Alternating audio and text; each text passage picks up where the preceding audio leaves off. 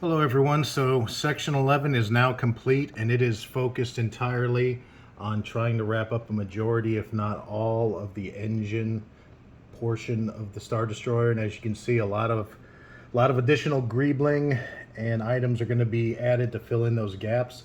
I think overall it came out very well. It was actually a fairly painless process to get this built. There was one item I did run into trouble on that I wanted to share with everybody. When you start into Book B, which is where Section 11 has a couple of pages into Book A, and then you jump into Book B.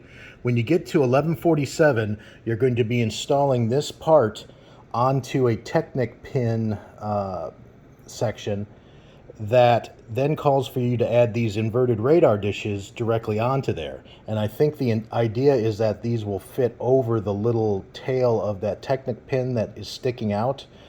And I may have built this incorrectly, but I could not get this to actually happen. I couldn't get these I couldn't get the dishes over that Technic pin, so these would not stay on. So what I had to do in mine is I actually went into my bin of parts and found these 2x2 round bricks with the Technic pin hole built into them, which I then inserted into the item right behind the pin there. It fits right on the pin and allows plenty of clearance for those inverted dishes to actually sit on those three main engines.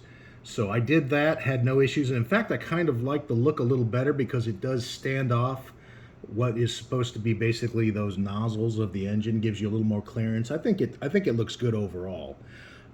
One thing I will also be doing is, much like the actual Lego equivalent Star Destroyers, is I am going to be looking for some of these translucent blue dishes that I can then add in there as well to, emulate on all 7 of the engines, so it looks like these are actually firing. I like this, but I think it's kind of plain without the actual engines, looking like they are firing off. So I would highly recommend the same to you. If I do add those parts, I will put a description and a part number on there so you can see it. The only thing I don't like about the back side of this is the way Mould King did it, is it's using essentially these top half of the Death Star planet builds that Lego put out several years ago. It's using those as the Outernacelles. And I believe that the intent was for these to use the bottom half without the actual cannon detente in there. You can see there's a divot in all 3 of these. It looks like they actually used the top half for whatever reason, even though they could have used the bottom half and they would have got the exact same result, but without that small indent in there. So I kind of moved these around to hide them. I put the center one at the top, as you can see, and then I'm basically, depending on where I'm going to be placing this, I'm going to put that, divot on the side somewhere where it is hopefully not as visible, and probably nobody will ever notice it but you. But I know it's there. I did go on Bricklink and take a look just to see what it would cost to get the bottom half of the Death Star to replace these. And I mean, we're talking probably $9 to $20 is the range I found on Bricklink for those parts used, since they're out of production.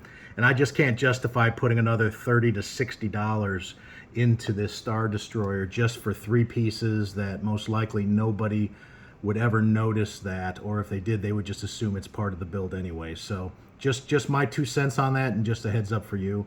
Again, the only thing that I ran into, as I mentioned, was adding in that 2x2 round brick with Technic pin hole to allow you to connect the inverted dishes onto the 3 main engines. The 4 smaller engines have no issues at all. Those were very easy to build. If you need that, in fact, again, you may not. It may just be I misread a step, which wouldn't be unusual for me to find that problem.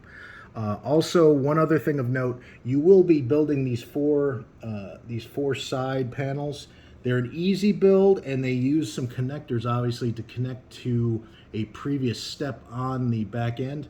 I had a lot of problems with those popping off as I tried to connect, because the section that they are actually trying to connect to is only held on by 2 of those pins with the 1 connector. And I do apologize, I don't know the exact part number, but this is exactly what they use on both ends to connect.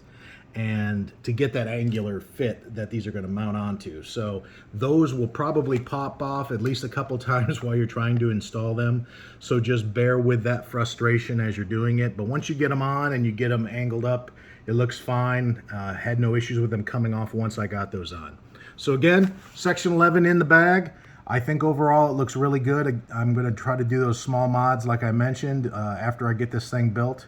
And on to section 12, which it appears according to the instructions, we are finally getting into completing the top halves. So I cannot wait to see what this is going to look like as we start to mount that top frame on there and really get to that bridge. I am so excited. So halfway point, everybody hang in there. Take care and have a great day.